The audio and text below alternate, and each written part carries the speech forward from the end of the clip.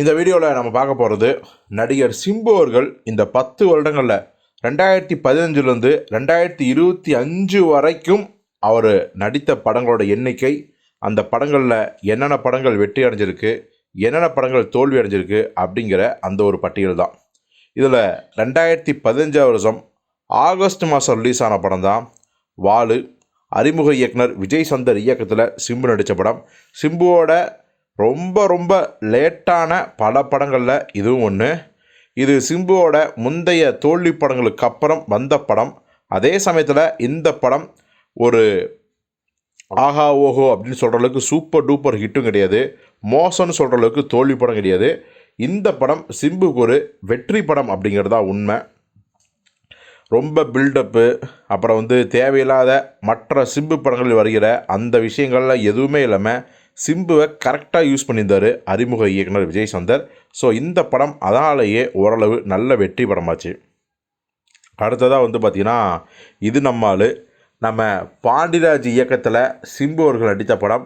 ரொம்ப வருஷங்களுக்கு பிறகு நயன்தாராவும் அவரும் சேர்ந்து நடித்த படம். இந்த படத்தின் மூலம் பாண்டியராஜ் அவர்கள் பொறுமையின் எல்லைக்கே போய் ரொம்பவே நொந்து நூடுல்ஸ் ஆகிட்டார். சிம்பு ஷூட்டிங்க்கு வர்றதே இல்லைன்னு பல பத்திரிகைகளில் ரொம்ப ஓப்பனாகவே சொல்ல ஆரம்பித்தார். போதா குறைக்கு மியூசிக் டைரக்டர் அவருடைய தம்பி குரலரசன் தம்பி அவர்கள் பார்த்தீங்கன்னா அண்ணனுக்கு தப்பாமல் இருந்தார், எந்த டியூனும் கொடுக்கல, ரொம்பவே நொந்து நூடுல்ஸ் ஆகிட்டேன் அப்படின்னு பாண்டியர்கள் பல முறை சொன்னார். ஒரு வழியாக சிம்பு நயன்தாரா ஒன்றா இருக்க மாதிரி இல்லாமல் தனித்தனியாக ஷூட் பண்ணி அதை பார்த்தீங்கன்னா எப்படியாவது படத்தை முடித்தா போதுண்டா அப்படின்னு பயங்கர மன உளைச்சலோடு தான் அந்த படத்தையே முடிச்சு கொடுத்தாரு. ஸோ இப்படிப்பட்ட படம் எப்படி வரும்? அட்டர் ஃப்ளாப்பை விட மோசமான ஏதாவது வார்த்தை இருந்தால் அந்த படத்துக்கு 100% பொருந்தும். அந்த அளவுக்கு மகா ஒரு குப்பையான படமாயிடுச்சு. அடுத்ததாக பார்த்திங்கன்னா அச்சம் என்பது மடமையடா, நம்ம கௌதம் வாசுதேவன் இயக்கத்தில் சிம்பு நடித்த 2வது படம். அதாவது இந்த படமும் பார்த்திங்கன்னா கிட்டத்தட்ட வாலு மாதிரியே தான். ஆஹா ஓஹோ அப்படின்னு வெற்றி படமும் கிடையாது, ஒரு தோல்வி படம் கிடையாது, அப்படியே ஜஸ்ட் எஸ்கேப் அப்படின்னு தான் சொல்லணும்.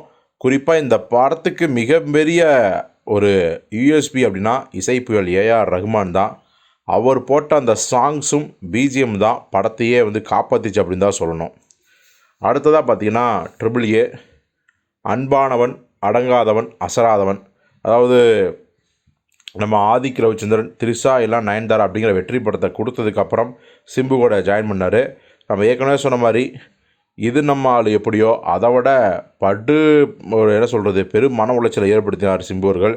ஷூட்டிங்க்கு வழக்கம் போல் வர்றதில்ல, வரேன்னு சொல்லிட்டு வராமல் போகிறது, ஏகப்பட்ட கோடிகள் சிம்புவால் லாஸ் ஆச்சு அப்படின்னு தயாரிப்பாளர் புலம்புனார். எல்லாத்துக்கும் மேலே ஷூட்டிங் வெளியே வச்சா தானே வரமாட்டுறாரு, பேசாமல் அவர் வீட்லேயே வச்சிடணும், அவர் வீட்லேயும் ஷூட் பண்ணாங்க. ஆனாலும் கூட அவர் ஷூட்டிங்க்கு வரவே இல்லையாம். அதே மாதிரி டப்பிங்க்கும் வரவே இல்லை, பாத்ரூமில் தான் நான் டப்பிங் பண்ணி கொடுப்பேன் அப்படின்லாம் சொல்லி பயங்கரமான ஒரு பிரச்சனைலாம் போச்சு. ஸோ ரிசல்ட் என்னென்னு உங்களுக்கே தெரியும். இந்த படம் வந்தது ஒன்று தான், வராமல் இருக்கிறது ஒன்று தான் அப்படிங்கிற மாதிரி தான். இந்த படம் வந்ததே பொதுமக்களுக்கே தெரிய மாதிரி இருந்தில்ல, அந்த அளவுக்கு மிகப்பெரிய ட்ரோல் மெட்டீரியல்லாம் வச்சு படம் குப்பையிலும் குப்பை, மகா குப்பையாச்சு இந்த படம். அடுத்தது என்னன்னு பார்த்தீங்கன்னா நம்ம மணிரத்னத்தோட செக்க செவந்த வானம்.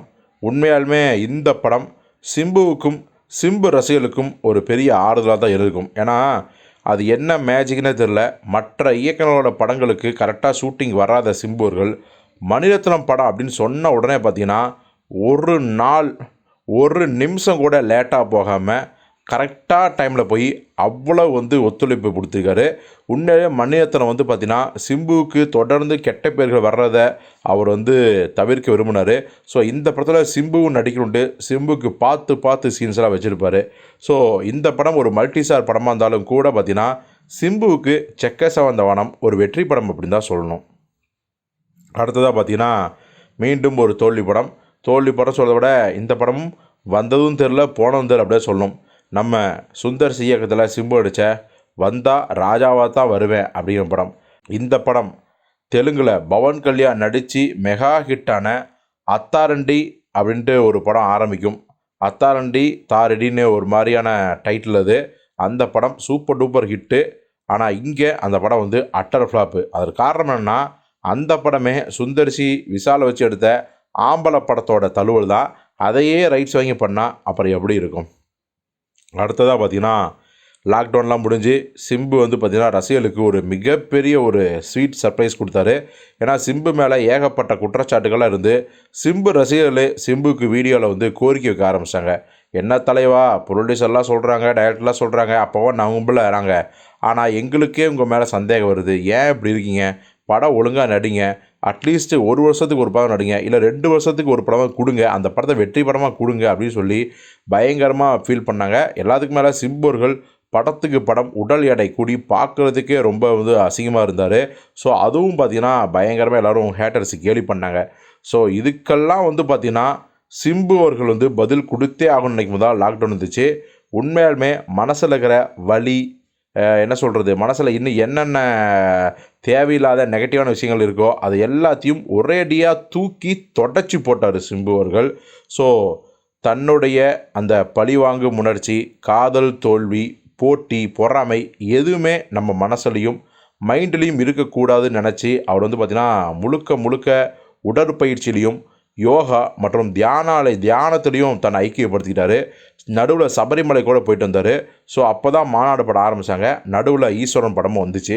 ஸோ ஈஸ்வரன் படம் பார்த்திங்கன்னா பெருசாக போகலை. ஆனால் சிம்பு அவர்கள் சொன்ன தேதிக்கு கரெக்டாக வந்தார் அப்படின்னு சொல்கிறத விட எத்தனை நாள் கால்ஷீட் கொடுத்தாரோ அதை விட 1 நாளோ 2 நாளோ அதுக்கு முன்னாடியே படத்தை முடிச்சு கொடுத்துட்டாரு சிம்பு அவர்கள்.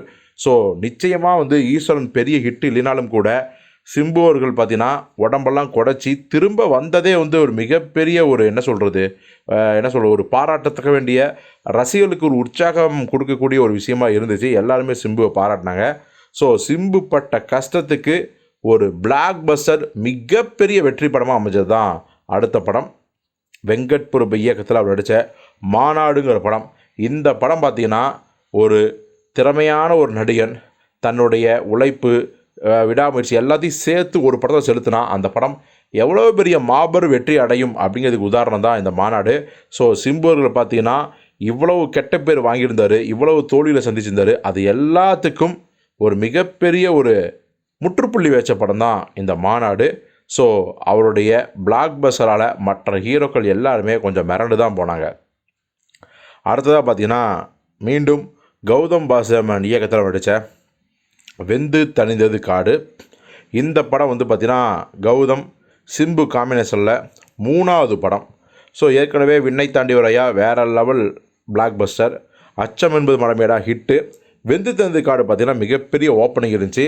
காரணம் ஏஆர் ரகுமான், வெற்றி கூட்டணி, சிம்பு அவர்கள் பார்த்திங்கன்னா கேங்ஸ்டர் நடிக்கிறாரு, மும்பை பேஸ் இதெல்லாம் சேர்ந்து. ஸோ இந்த படம் வந்து ஒரு நாவல் மாதிரியான ஒரு தாட்டை கொடுச்சு. படம் வந்து அவ்வளோ கிளாஸாக இருந்துச்சு. பட் மாஸாக இல்லை. மாஸாக வந்து செகண்ட் ஹாஃபில் தான், அதாவது படத்தோட செகண்ட் பார்ட்டில் தான் இருக்கும்னு படம் முடியும் போது ட்ரெய்லரில் நிரூபித்தார்.